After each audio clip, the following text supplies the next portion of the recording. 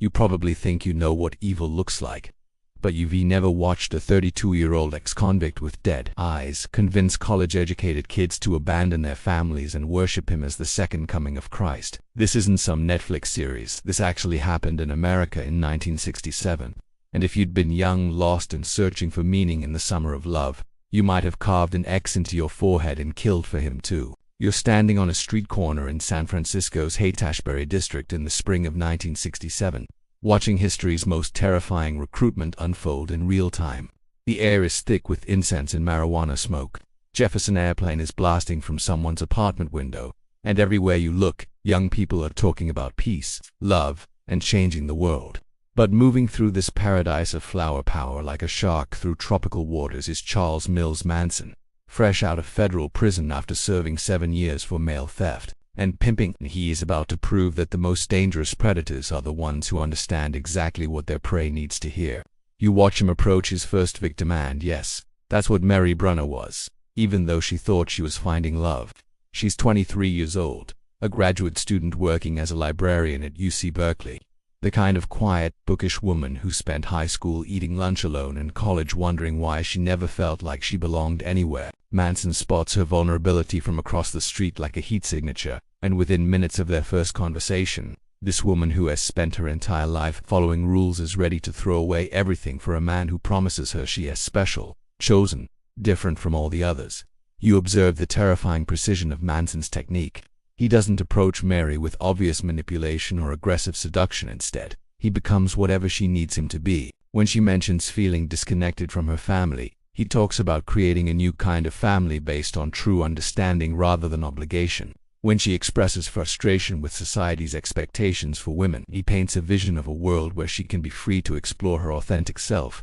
He's like a psychological chameleon, reflecting back her deepest desires while slowly, almost imperceptibly positioning himself as the only person who truly understands her soul. You follow Manson through the summer of 1967 as he perfects his recruitment strategy with the methodical precision of a scientist studying human weakness. He targets the walking wounded young people whose childhood traumas have left them desperate for acceptance and meaning. Susan Atkins becomes his second recruit, a former church choir girl whose mother died of cancer when Susan was 15. Leaving her to drift through a series of meaningless jobs and destructive relationships. When Manson tells her she's beautiful, talented, and worthy of unconditional love, she melts like ice cream in the California sun. You witness the recruitment of Patricia Krenwinkel, overweight and ridiculed throughout high school for her appearance, working as a secretary and hating every minute of her conventional life. Manson doesn't just tell her she's attractive, he makes her feel like a goddess. Like someone whose inner beauty has been criminally overlooked by a shallow world that doesn't deserve her. Within days of meeting him, this woman who's never felt desired by anyone is ready to follow him to the ends of the earth. You observe the genius of Manson's psychological profile. These aren't stupid people falling for obvious tricks, they're intelligent, educated individuals whose emotional vulnerabilities make them perfect targets. Manson has spent most of his adult life in prison, surrounded by the most manipulative people in society. And he's learned to read human psychology like a masterclass textbook. He understands that the smartest people often have the deepest insecurities, and he exploits those insecurities with surgical precision. You represent when Manson discovers his most powerful recruitment tool isn't his words or his charisma, psychedelic drugs. He introduces his followers to massive doses of LSD, while carefully maintaining his own sobriety, allowing him to guide their hallucinations and implant suggestions deep in their consciousness. During these acid trips, reality becomes malleable, and Manson positions himself as their guide through terrifying visions of ego death and spiritual rebirth. He becomes not just their leader but their savior, the only stable point in a universe that suddenly revealed itself as fluid and controllable.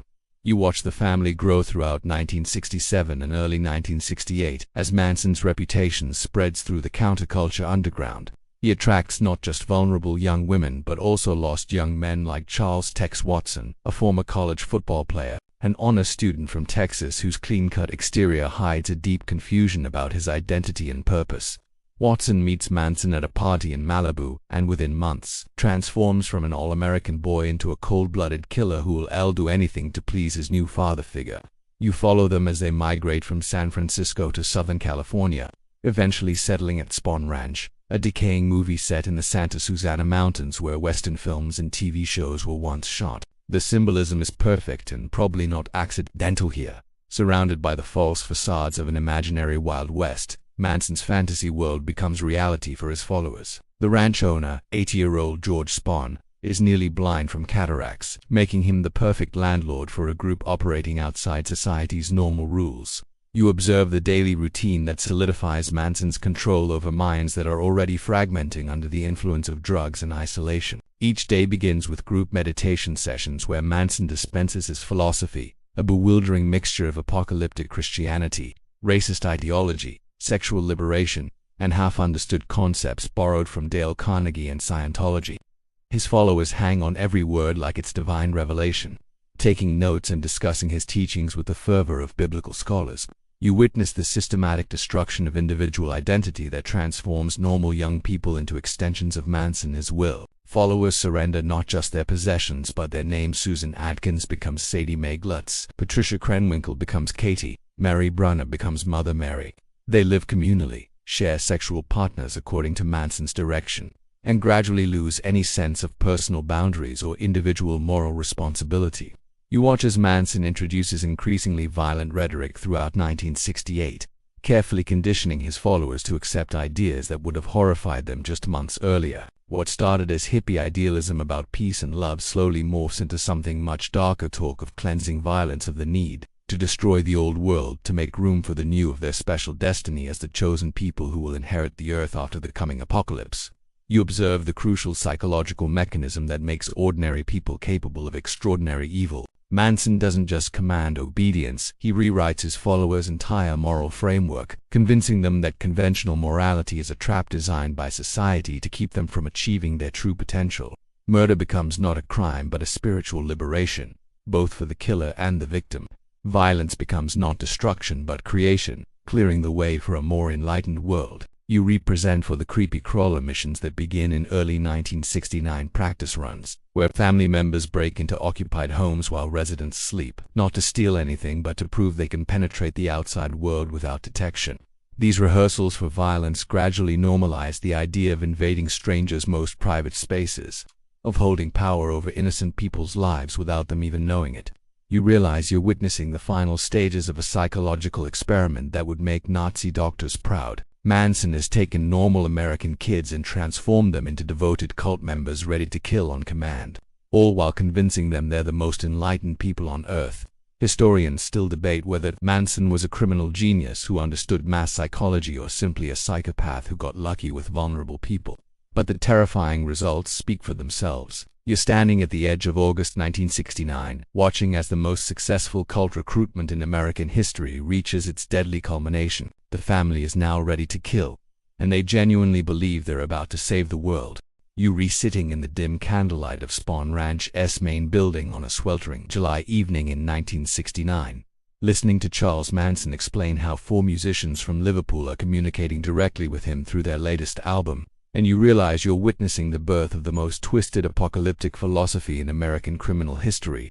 What sounds like the delusional ramblings of a madman is actually a carefully constructed belief system that will soon justify the most shocking celebrity murders of the 20th century. You watch as Manson carefully places the needle on his battered turntable and plays helter-skelter for his gathered disciples, his eyes burning with messianic fervor as Paul McCartney's voice fills the room, but where you hear a simple rock song about a playground slide. Manson hears coded instructions for the end of civilization itself. He explains to his transfixed followers that the Beatles are the 4 angels mentioned in the Book of Revelation, that they've been chosen by divine providence to communicate the timeline for Armageddon through their music, and that he, Charles Manson, is the only person on earth capable of deciphering their prophetic messages. You observe the terrifying brilliance of how Manson weaves together seemingly unrelated sources into his grand unified theory of apocalypse. He takes the Bible's Book of Revelation, particularly chapter 9 about a bottomless pit where demonic scorpions emerge to torment humanity for 5 months, and connects it seamlessly to the Beatles' experimental track Revolution 9 with its backwards voices, industrial noise, and chaotic soundscape.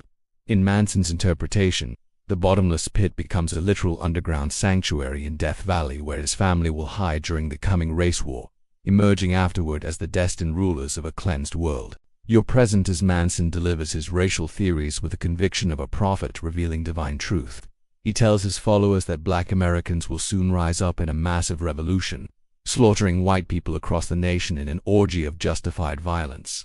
But here's where his philosophy becomes uniquely twisted. He claims that black people, lacking the intelligence and organizational skills to govern modern civilization, will eventually come begging for the family's leadership. It's a belief system that manages to be simultaneously racist against African Americans while expressing complete contempt for white mainstream society, reflecting Manson's own pathological hatred of everyone except his chosen disciples. You listen with growing horror as he deconstructs other Beatles songs for hidden meanings that exist only in his paranoid imagination. Piggies becomes a direct command to slaughter the wealthy establishment, the bourgeois piggies who play around in their material dirt until they re-given a damn good whacking by Manson's soldiers. Blackbird transforms into a rallying cry for black revolutionaries, learning to spread their broken wings through violence against their oppressors. Even seemingly innocent tracks like Rocky Raccoon contain coded messages about the coming war, though Manson's interpretations shift and evolve depending on his mood and the specific psychological needs of his audience. You witness how Manson uses biblical prophecy to provide divine justification for what is essentially a plan for mass murder. He focuses obsessively on Revelation 9:15, which speaks of 4 angels being released to kill a third of mankind, claiming that he and 3 of his most devoted followers are these prophesied angels of death. The number 9 becomes sacred in family mythology. Knives should penetrate exactly 9 inches deep. The race war will last precisely 9 months, and 9 specific murders will be required to trigger the global catastrophe that will remake the world in Manson's image. You observe the psychological mechanism that makes this insane philosophy not just believable but compelling to intelligent, educated people. Manson presents himself not as the creator of Helter Skelter, but merely as its interpreter, the humble vessel through which divine will is communicated to humanity through Beatles lyrics and biblical verse. This removes moral responsibility from his followers while simultaneously making them feel chosen and special, part of a cosmic plan that transcends ordinary human morality and conventional social rules. You're present when Manson introduces the family's ultimate destiny as the post-apocalyptic rulers of Earth. He paints a vivid picture of the world after helter-skelter, cities in ruins, technology abandoned, survivors struggling to maintain even basic civilization. Into this chaos will step the family, preserved by their desert exile and uniquely prepared to take control not through additional violence but through their superior intelligence, organization, and spiritual evolution. They will become kings and queens of a simplified world, leading grateful survivors back to harmony with nature and cosmic consciousness. You watch as Manson refines his timeline throughout the first half of 1969, transforming vague prophecies into specific operational plans, initially content to wait for the race war to begin naturally. He becomes increasingly impatient as spring turns to summer without the expected revolutionary uprising. He studies newspaper reports of racial tensions in major cities, interpreting every civil rights protest or urban conflict as evidence that his prophecies are beginning to unfold, but not quickly enough to satisfy his growing megalomania. You observe how the isolation of Spawn Ranch serves as the perfect incubator for Manson's delusions. Cut off from mainstream media, normal social contact, and any alternative sources of information, his followers exist in a closed information system where his interpretations of world events go unchallenged. The decaying Western movie sets become an increasingly powerful metaphor for the collapsing civilization Manson describes, while the harsh desert environment reinforces the survivalist mentality he's cultivating in preparation for their post-apocalyptic reign. You witness the crucial moment when Manson's philosophy shifts from passive prophecy to active intervention. By late July 1969, he is growing frustrated with waiting for black Americans to spontaneously begin the race war his visions have promised. He begins suggesting that perhaps the family needs to show them how it's done, to commit murders so brutal and shocking that they'll be blamed on black revolutionaries, sparking the white backlash that will ignite nationwide racial warfare. You represent for the theological breakthrough that removes all moral barriers to murder in the family's collective consciousness. Manson explains that death is merely an illusion, a transition from one state of consciousness to another. In this twisted spiritual framework, killing someone actually liberates their soul from the prison of physical existence, making murder not just acceptable but actually a gift of spiritual advancement. The victims should be grateful for the opportunity to evolve to their next level of cosmic consciousness.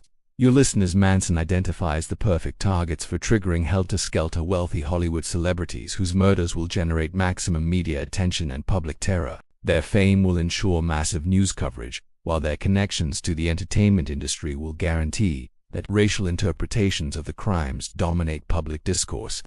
The deaths of a few famous people will create the social chaos necessary to collapse American civilization and usher in the new age of family rule.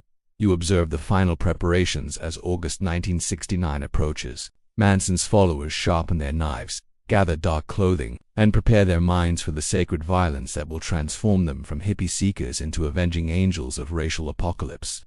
They genuinely believe they're about to save humanity by destroying it, that their acts of murder will be remembered as the catalyst for mankind's spiritual evolution. You realize you're re-witnessing the completion of history's most successful transformation of countercultural idealism into genocidal fanaticism. Historians still debate whether Manson genuinely believed his own helter-skelter prophecies or cynically manipulated his followers' drug-addled minds for personal power, but the deadly results that are about to unfold speak to the terrifying effectiveness of his psychological control. Helter-skelter is no longer just a philosophy, it's become an operational plan, and the family is ready to implement it with lethal precision. You're standing outside 10,050 Cielo Drive in Benedict Canyon on the night of August 8, 1969, watching for members of the Manson family prepare to shatter Hollywood's sense of security forever. The Spanish-style house sits isolated at the end of a winding driveway, its elegant facade hiding the horror that's about to unfold inside. And you realize you're about to witness the most shocking celebrity murder in American history, one that will end the 1960s as surely as a gunshot ends a life. You observe Charles Tex Watson as he cuts the telephone wires leading to the house, his movements methodical and calm despite the magnitude of what he's about to do. This former Texas college football player and honor student has been completely transformed by Manson's psychological manipulation, and tonight he is leading 3 young women on a mission he genuinely believes will trigger the apocalyptic race war that will remake civilization. Susan Atkins, Patricia Krenwinkel, and Linda Kasabian follow him like disciples approaching a sacred ritual, their faces painted with the serene expression of true believers about to fulfill their cosmic destiny. You watch the group scale the fence surrounding the property, their dark clothing helping them blend into the shadows as they approach the main house. Inside, 5 people are spending what they believe is just another quiet Friday evening in paradise. Sharon Tate, 8 months pregnant with director Roman Polanski's child, is hosting a small gathering with hairstylist Jay Sebring, coffee heiress Abigail Folger, and her boyfriend Wojciech Frykowski. Stephen Parent, an 18-year-old electronics enthusiast, has just finished visiting the property's caretaker and is preparing to leave, completely unaware that he's about to become the first victim in a night of unprecedented brutality. You're present when Stephen Parent starts his car and begins driving down the narrow driveway, his headlights suddenly illuminating Tex Watson standing in the middle of the road like an apparition from hell. Watson approaches the driver's side window with his .22 caliber revolver drawn, and you hear Parent's final, desperate words, "Please don't hurt me. I won't tell anyone." You observe the chilling efficiency with which the killers then approach the main house. Watson cuts through a window screen while the women wait outside, their earlier nervousness replaced by an eerie calm that speaks to the depth of their psychological conditioning. These are unhardened criminals, they middle-class kids who've been so thoroughly brainwashed that they're about to commit acts of violence that would horrify seasoned murderers. You witness the moment the killers enter the living room where the 4 remaining victims are relaxing after dinner, completely unprepared for the nightmare that's about to consume them. Wojciech Frykowski is dozing on the couch. Jay Sebring and Sharon Tate are talking quietly near the fireplace, and Abigail Folger is reading in her bedroom. The scene is one of perfect domestic tranquility, making the violence that follows even more shocking in its sudden brutality. You watch as Tex Watson announces the killer's presence with words that will echo through criminal history: "I am the devil, and I'm here to do the devil's business." The victims initially think this might be some kind of robbery. You observe the systematic butchery that follows as the family members transform into instruments of Manson's twisted will. Jay Sebring, who tries to protect the pregnant Sharon Tate, is shot and then stabbed multiple times, his blood soaking into the expensive carpet. Wojciech Frykowski fights desperately for his life, managing to break free from his attackers and run toward the front door before being caught and stabbed 51 times, his body found on the front lawn in a pool of blood. You witness Abigail Folger's attempt to escape through the bedroom window, only to be chased down by Patricia Krenwinkel and stabbed repeatedly as she begs for her life. The coffee heiress, who had dedicated herself to social causes and helping the underprivileged, dies in her nightgown on the lawn of her boyfriend's rented home. Her final moments, a testament to the randomness of evil. You represent for the most heartbreaking murder of Al Sharon Tate as desperate plea for the life of her unborn child. 8 months pregnant and tied to J. Sebring's corpse with a rope around her neck. She begs Susan Atkins to let her live long enough to have her baby, promising she'll do anything if they'll just spare the child. Atkins' response reveals the complete moral bankruptcy of Manson's influence. "Look, bitch, I don't care about you." You observe the ritualistic elements that transform these murders from random violence into something far more sinister. Using Sharon Tate's blood, Susan Atkins writes "pig" on the front door of the house, following Manson's instructions to leave messages that will implicate black revolutionaries in the killings. The word connects directly to the Beatles song Piggies, part of Manson's delusional belief system about triggering helter-skelter through carefully orchestrated violence. You witness the killer's behavior immediately after the murders, their actions revealing the complete disconnect between their perception and reality. They change clothes, destroy evidence, and drive calmly back to Spahn Ranch, genuinely believing they've just performed a sacred duty that will ultimately save humanity. Linda Kasabian, who served as lookout and driver, is traumatized by what she's witnessed. But the others display an almost supernatural calm that speaks to the depth of their psychological conditioning. You watched the discovery of the carnage the following morning when Winifred Chapman, the Tate family's housekeeper, arrives for work and finds Stephen Parent's body in his car. Her screams alert neighbors, and within hours the Benedict Canyon house is swarming with police officers, detectives, and reporters trying to make sense of a crime scene that defies rational explanation. You observe the immediate media response as news of Sharon Tate's murder spreads across Los Angeles and then nationwide. The brutal killing of a beloved actress, especially one who was 8 months pregnant, sends shockwaves through Hollywood's celebrity community. The randomness of the attack, there's no apparent motive, no connection between the killers and victims, creates a climate of fear that transforms the entertainment industry overnight. You represent as investigators begin processing what becomes one of the most infamous crime scenes in American history. The sheer brutality of the murders, 102 stab wounds total across all victims, suggests a level of rage and violence that professional criminals rarely display. The lack of any obvious motive, the ritualistic elements, and the complete absence of conventional criminal behavior confound experienced detectives. You realize you're re-witnessing the moment when the 1960s dream of peace and love died in a pool of blood on a Beverly Hills carpet. Historians still debate whether the Manson murders truly ended the counterculture movement or simply exposed the darkness that had always lurked beneath its idealistic surface. But the psychological impact on American society was immediate and profound. The Tate murders represent more than just a celebrity tragedy. They mark the moment when America realized that evil could emerge from the very movements that promised enlightenment and liberation, that the search for meaning could lead to meaningless violence, and that the children of privilege were not immune to the hatred that was tearing the country apart. You standing in the driveway of 3301 Waverly Drive in the Los Feliz neighborhood of Los Angeles on the night of August 9, 1969, less than 24 hours after the Tate murders, watching Charles Manson personally lead his disciples to their second night of killing. What you're about to witness is unteed just another random act of violence. It's the calculated escalation of a madman's plan to plunge America into racial warfare, and this time the cult leader himself is directing the operation like a general commanding his army of death. You observe Manson's demeanor as he approaches the modest two-story house where Leno and Rosemary LaBianca are settling in for what they believe is just another quiet Saturday evening. Unlike the previous night when he remained at Spahn Ranch while others did his killing, tonight Manson has decided to take personal control of the mission. His eyes burn with messianic fervor as he surveys the middle-class neighborhood, seeing not innocent suburban families but obstacles to his apocalyptic vision that must be eliminated to spark the helter-skelter race war. You watch as Manson, accompanied by Tex Watson, Linda Kasabian, Susan Atkins, Patricia Krenwinkel, and 2 additional family members, Steve Grogan and Leslie Van Houten, park their stolen 1959 Ford and prepare for an operation designed to surpass the previous night's brutality. The inclusion of Van Houten, a 19-year-old former homecoming princess from a middle-class family, demonstrates how completely Manson's psychological manipulation has transformed ordinary, American teenagers into willing instruments of murder.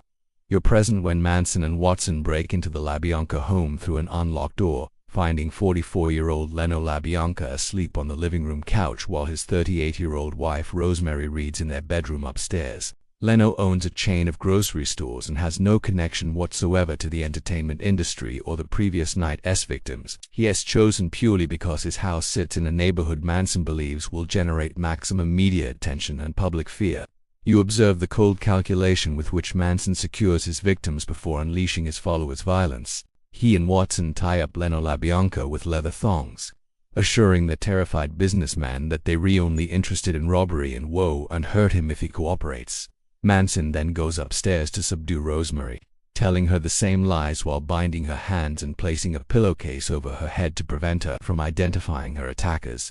You witness the moment when Manson demonstrates his complete cowardice by leaving the actual killing to his brainwashed disciples. After securing both victims, he returns to the car where Linda Kasabian waits as lookout, instructing Watson, Atkins, Krenwinkel, and Van Houten to make sure everyone is dead before driving away to establish an alibi. This calculated abandonment reveals Manson's true nature. He is willing to order murders and manipulate others into committing them, but lacks the courage to personally carry out the violence he demands. You watch as Tex Watson begins the systematic torture and murder of Leno LaBianca, stabbing the bound businessman 12 times with a bayonet while carving the word war into his stomach with a knife.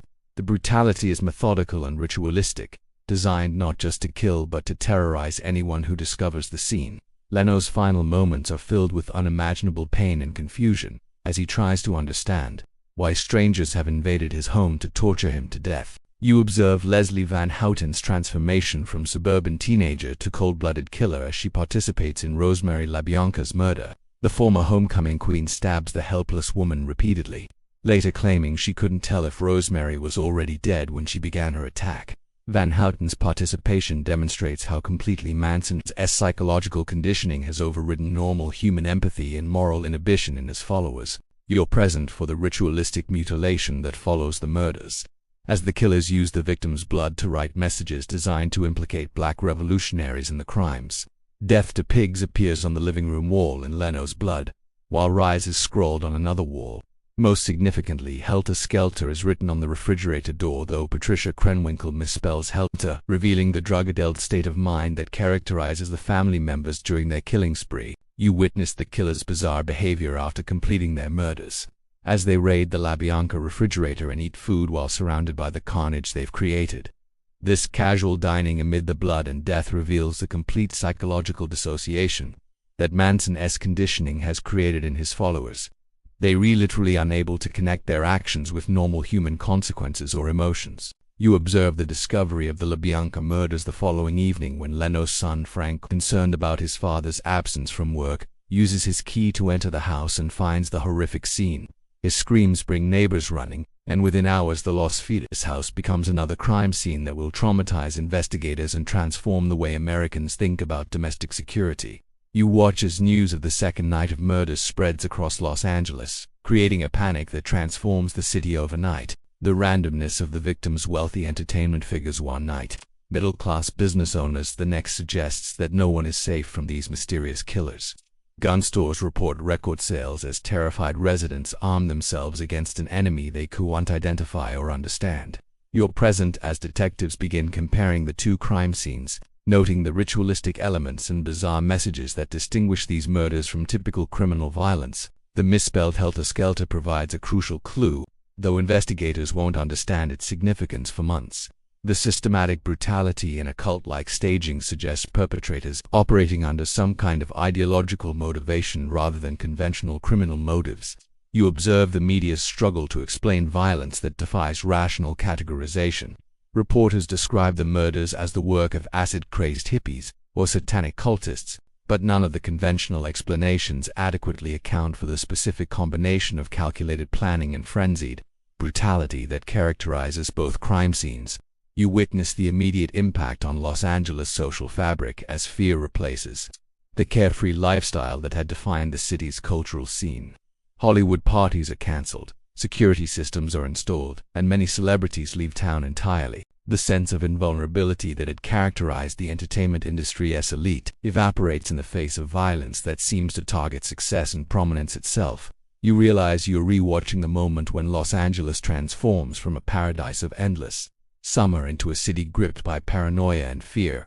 The LaBianca murders prove that the previous night's carnage wasn't an isolated incident but part of a larger pattern of violence that could strike anywhere, anytime, without warning or apparent motive. Historians still debate whether Manson specifically chose the LaBiancas or selected their house randomly while driving through middle-class neighborhoods, but the psychological impact of the murders was precisely what he intended: maximum terror designed to destabilize society and create the chaos necessary for his helter-skelter prophecy to unfold.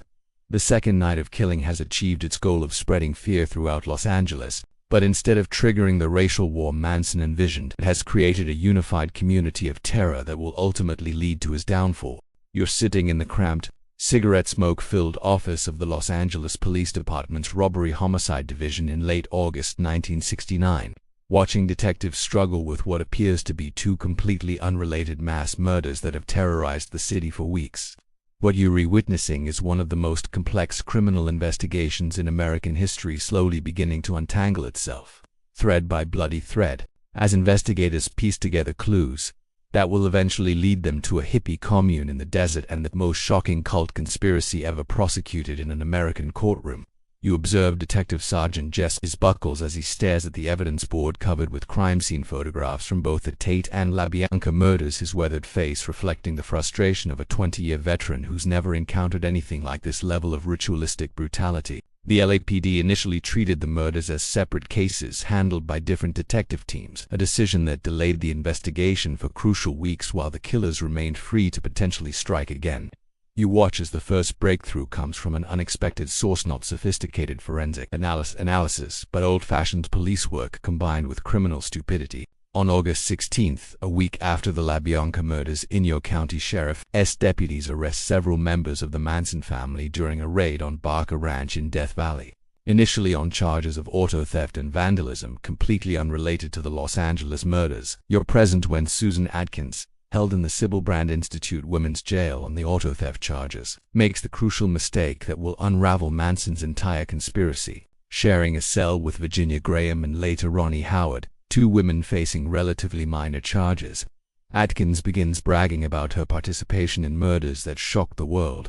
What she describes as proud accomplishments sound like the ravings of a madwoman to her cellmates, but the specific details she provides convince them she is telling the truth about participating in the Tate murders. You observe the moment when Virginia Graham contacts the LAPD with information that will change the entire direction of the investigation. Initially skeptical of a jailhouse confession from a drug-addled hippie girl, detectives become intensely interested when Graham repeats details about the Tate crime scene that were never released to the public. The fact that Atkins knows Sharon Tate begged for her baby's life, that the word pig was written in blood on the door, and that Jay Sebring was shot as well as stabbed convinces investigators they've found their first real lead. You witness the painstaking process of connecting the Tate and LaBianca murders through physical evidence that investigators had somehow missed during the initial investigation. A bloody fingerprint on the door at the LaBianca house belongs to Patricia Krenwinkel, whose prints are on file from a previous drug arrest. The discovery of this crucial evidence link transforms what appeared to be two separate cases into a coordinated killing spree by the same perpetrators. You watch as detectives begin unraveling the complex web of relationships within the Manson family through hours of interviews with arrested members who are gradually flipping on their former leader to avoid the death penalty. Linda Kasabian emerges as the prosecution's star witness after agreeing to testify in exchange for immunity, providing investigators with detailed insider knowledge of how the murders were planned and executed.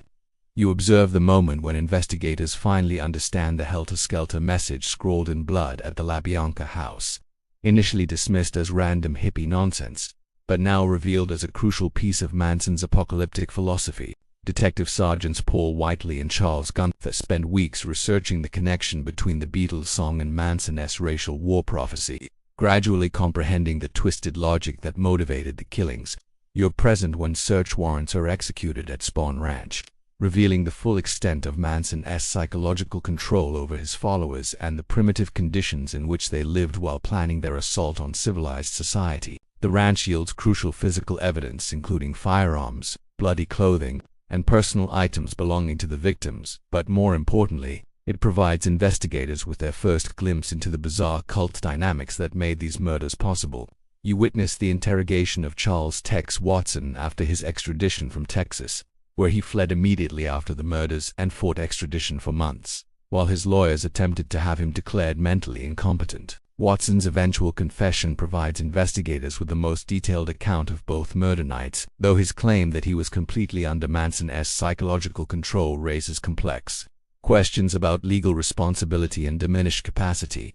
You observe the breakthrough moment when investigators realize the murders were not random acts of violence, but carefully calculated attacks designed to trigger a race war. This understanding transforms the investigation from a search for conventional criminal motives, robbery, revenge, drug deals gone wrong, into something far more complex, an attempt to understand and prosecute what amounts to domestic terrorism inspired by apocalyptic delusions.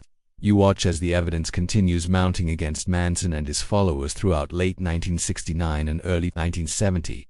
Ballistics tests confirm that the gun used to kill Stephen Parent was found during the Barker Ranch raid. Fingerprint analysis places multiple family members at both crime scenes. Most damaging of all, the detailed confessions of Linda Kasabian and Susan Atkins provide prosecutors with eyewitness testimony to both nights of murder. You're present as investigators uncover the full scope of Manson's criminal enterprise beyond the headline murders. The family is linked to multiple other killings, including the murders of Gary Hinman, a music teacher, tortured to death for allegedly withholding money, and Donald Shorty Shea, a ranch hand who was killed because family members believed he might inform on them to police.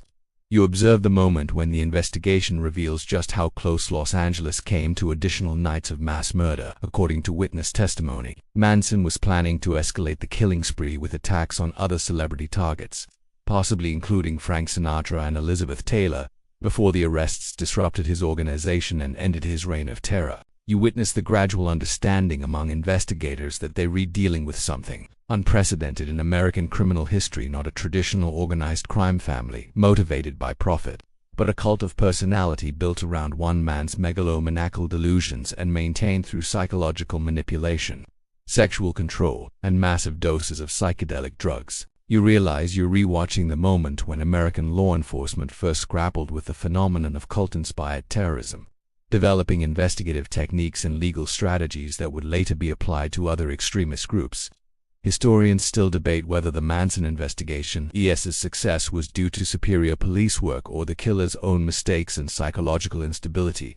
But the complex conspiracy case that emerged set precedents for how authorities handle ideologically motivated violence. The investigation has transformed from a search for conventional murderers into an exploration of how ordinary American young people could be transformed into instruments of apocalyptic violence, raising disturbing questions about the vulnerability of the human psyche to expert manipulation and the thin line between spiritual seeking and deadly fanaticism. You're walking into the Hall of Justice in downtown Los Angeles on June 15, 1970, for the opening day of what will become the most bizarre and theatrical murder trial in American history, and you immediately sense that something far stranger than conventional courtroom proceedings is about to unfold.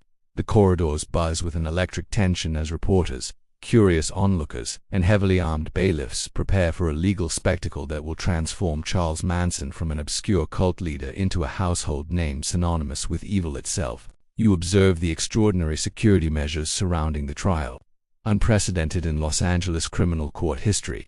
Metal detectors scan every person entering the courtroom.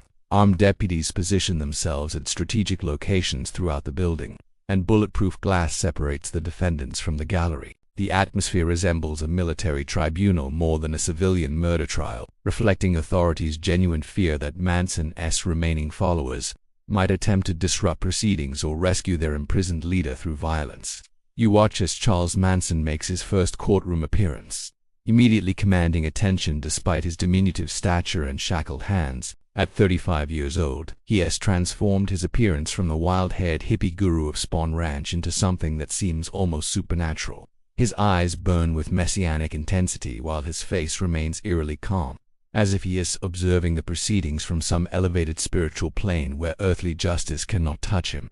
You represent when Manson demonstrates his complete contempt for legal authority by carving an X into his forehead with a sharpened spoon during the trial's early weeks. explaining to bewildered reporters that he's X'd himself from your world. Within days, his three co-defendants Susan Atkins, Patricia Krenwinkel, and Leslie Van Houten appear in court with identical X's carved into their foreheads, their synchronized mutilation providing visible proof of Manson's continued psychological control, even from his jail cell. You observe the prosecution's opening statement delivered by Deputy District Attorney Vincent Bugliosi, a brilliant and ambitious prosecutor who recognizes that this case will define his career and possibly change how America understands criminal motivation. Bugliosi methodically outlines the helter-skelter motive, explaining to the jury how Manson used Beatles songs and biblical prophecy to convince his followers that murdering innocent strangers would trigger a racial apocalypse that would elevate the family to positions of global power. You witness the courtroom's stunned reaction as Bugliosi presents evidence of the murders. Ritualistic brutality crime scene photographs so graphic that several jurors visibly recoil. Testimony so detailed that court reporters struggled to maintain their professional composure. The prosecutor's strategy is clear. He wants the jury to understand that these weren't crimes of passion or even conventional premeditated murder, but calculated acts of domestic terrorism designed to destroy American society itself. You watch as Linda Kasabian takes the witness stand as the prosecution's star witness, her testimony providing the jury with an insider's view of the family's twisted dynamics and the specific events of both murder nights. Kasabian's account is devastating to the defense because she was present for the killings, but claims she never personally harmed anyone, making her testimony appear more credible than confessions from the actual perpetrators, who might lie to minimize their own culpability. You observe Manson's increasingly erratic behavior as the trial progresses, his courtroom antics growing more outrageous as he realizes the evidence against him is overwhelming. He attempts to fire his court-appointed attorneys and represent himself, delivers rambling monologues about environmental destruction and social hypocrisy, and at one point lunges toward Judge Charles Older while shouting, "Someone should cut your head off." The outburst results in Manson being removed from the courtroom and restricted to following proceedings through an audio feed in a holding cell. You're present for the most dramatic moment of the entire trial when President Richard Nixon, visiting Los Angeles for other business, makes an offhand comment to reporters that Manson is guilty, directly or indirectly, of 8 murders without reason. The presidential statement creates a mistrial crisis when Manson somehow obtains a newspaper with Nixon's quote and holds it up for the jury to see, potentially prejudicing the entire proceedings.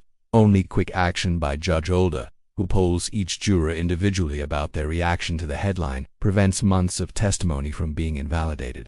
You witness the defense attorney's impossible task of representing clients who actively sabotage their own cases at every opportunity. The 3 female defendants follow Manson's lead in disrupting proceedings, singing songs, making bizarre statements to the press, and generally behaving as if the trial is some kind of cosmic performance art rather than a life-or-death legal proceeding. Their behavior makes clear that they view Manson as their spiritual leader rather than their legal counsel, even when following his guidance leads them closer to the gas chamber. You observe the prosecution's methodical presentation of physical evidence, linking the defendants to both crime scenes, fingerprints, ballistics testimony, witness identifications, and detailed crime scene analysis that leaves little doubt about the basic facts of who killed whom.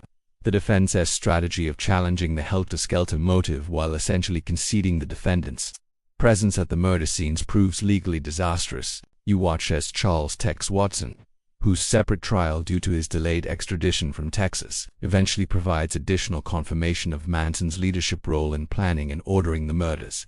Watson's testimony, delivered months after the main trial concludes, eliminates any remaining doubt about Manson's central role in the conspiracy, even though he wasn't physically present during the actual killings. You represent when the trial reaches its surreal climax at Manson and his co-defendants are allowed to present their own closing arguments after firing their attorneys. Manson's rambling statement to the jury combines environmental activism, social criticism, and messianic delusion in a nearly incomprehensible monologue that alternately bores and terrifies the jurors. His followers' statements echo his themes while providing additional evidence of their complete psychological subjugation to his will. You observe the jury's reaction as they retire to deliberate after months of testimony that has exposed them to some of the most disturbing evidence in American criminal history. The 12 ordinary citizens, housewives, retirees, working people must somehow make sense of crimes that seem to exist outside normal human experience, motivated by a philosophy that reads like science fiction but resulted in very real corpses. You witness the moment on January 25, 1971, when the jury returns guilty verdicts on all counts against all defendants, their faces reflecting the emotional toll of months spent contemplating humanity's capacity for evil.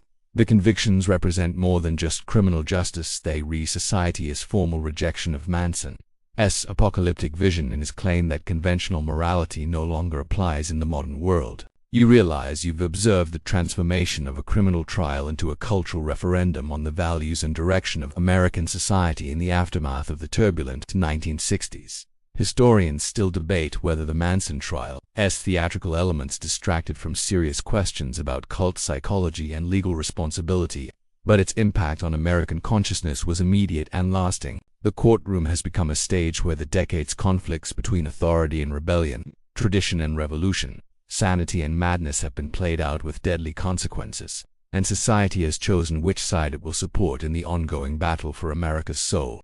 You were standing at the gates of Corcoran State Prison in California's Central Valley on a gray November morning in 2017, watching Charles Manson's body being wheeled out in a simple black bag, and you realize you're witnessing the end of one of America's most enduring nightmares. The 83-year-old cult leader has finally succumbed to natural causes after nearly 5 decades behind bars, but his death hardly marks the end of his influence on American culture. If anything, it represents the beginning of a new chapter in our ongoing fascination with the mind that conceived Helter Skelter and the followers who made it reality. You observe how the Manson murders fundamentally transformed American society's relationship with celebrity, security, and the very notion of safe spaces in ways that continue reverberating more than half a century later. Before August 1969, Hollywood's elite lived with an almost casual disregard for personal security, their homes protected by nothing more than privacy hedges and unlocked doors. After Sharon Tate's death, paranoia became the new normal. Security systems, bodyguards, gated communities, and elaborate alarm networks became standard features of celebrity life, creating a fortress mentality that persists today. You witness how the murders effectively ended the 1960s counterculture movement by revealing the dark potential lurking beneath its idealistic surface.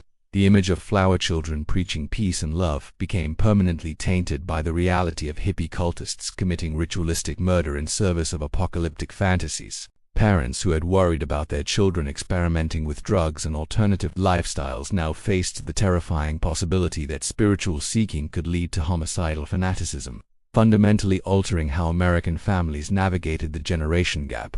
You watch as the Manson case establishes the template for how American media covers cult-related violence, creating a blueprint that influences reporting on everything from Jim Jones to David Koresh to modern-day extremist groups. The intensive coverage of Manson's trial, with its focus on his hypnotic charisma and bizarre philosophy, inadvertently transforms a failed musician and petty criminal into a cultural icon whose influence extends far beyond his actual criminal acts.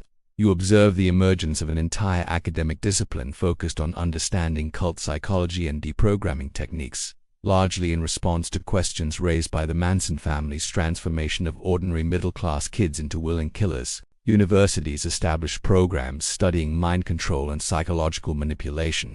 Law enforcement agencies develop specialized units for dealing with extremist groups, and families create support networks for relatives trapped in high-control organizations. You're present as the murders inspire countless books, films, documentaries, and true crime podcasts, each attempting to explain the inexplicable through different lenses: psychological, sociological, spiritual, and cultural.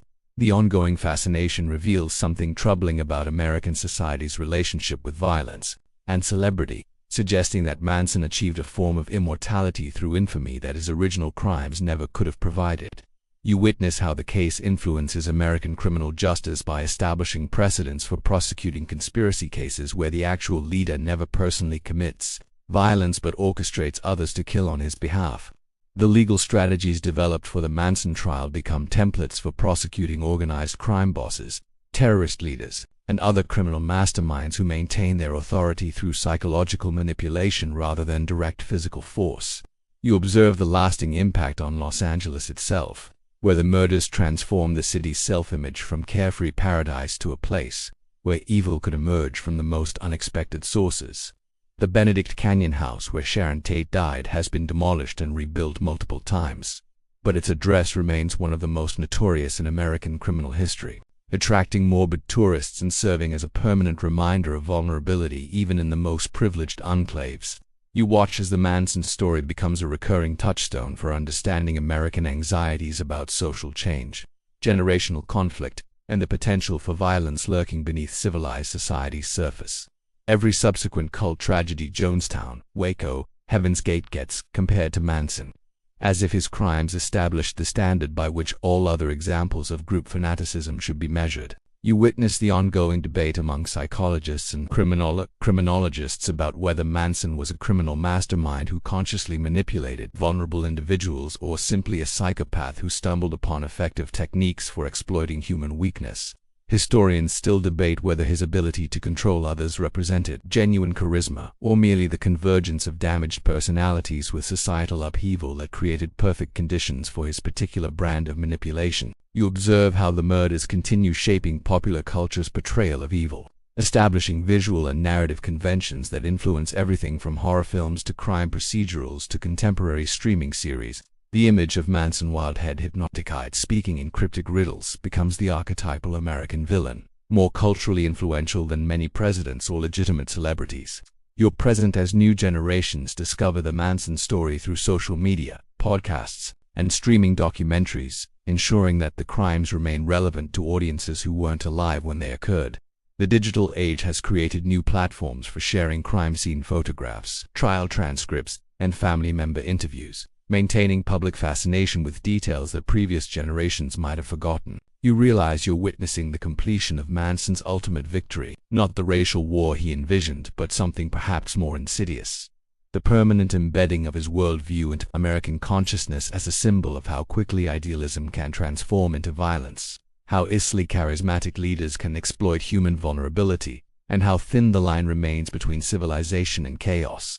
The Manson murders didn't just end lives, they ended an era of American innocence, replacing it with a harder, more suspicious culture that assumes evil can emerge from anywhere at any time, wearing the mask of enlightenment and speaking the language of love. In that sense, Charles Manson achieved a form of immortality that transcends his physical death, living on in the fears, fascinations, and cultural assumptions of a society that can never quite forget the summer when the dream of peace and love died in pools of blood on expensive carpets in the Hollywood Hills. His legacy whispers through every security system, every background check, every parent's warning about strangers who promise easy answers to life's complicated questions. The story ends not with justice or resolution, but with the quiet understanding that some wounds in the American psyche never fully heal, and some nightmares continue echoing long after the dreamer has awakened. And so we reach the end of this journey through America's most haunting criminal conspiracy, where the search for meaning transformed into a machinery of death, and the promise of enlightenment delivered only darkness. You have walked alongside investigators as they piece together evidence that seemed to emerge from humanity's deepest nightmares. You have witnessed the trial that became theater, the courtroom that became a stage for society's own questioning of its values and vulnerabilities. The story of Charles Manson and his family lingers in our collective consciousness, not simply because of its brutality, but because it represents something more troubling: the ease with which ordinary people can be transformed into instruments of extraordinary evil. It reminds us that the line between civilization and chaos remains thinner than we care to admit, that the search for belonging and purpose can lead down paths we never imagined walking. Perhaps what disturbs us most deeply is recognizing fragments of ourselves in the lost young people who followed Manson into the desert. Their hunger for acceptance, their desire to be part of something larger than themselves, their willingness to surrender individual judgment for the comfort of absolute certainty. These impulses exist within all of us, waiting for the right conditions to emerge. As the years pass and new generations discover this story, it continues serving as both cautionary tale and cultural touchstone, a dark mirror reflecting our ongoing struggles with authority, belonging, and the eternal human quest for meaning in an uncertain world. The victims remain forever young in our memory, their dreams cut short by violence they never could have anticipated. The killers grow old in their cells, living testaments to choices that echo across decades. In the quiet moments when we consider this story's legacy, we are left with uncomfortable questions about human nature, social responsibility, and the price of the freedoms we cherish. Knowing that some mysteries of the human heart may never be fully understood,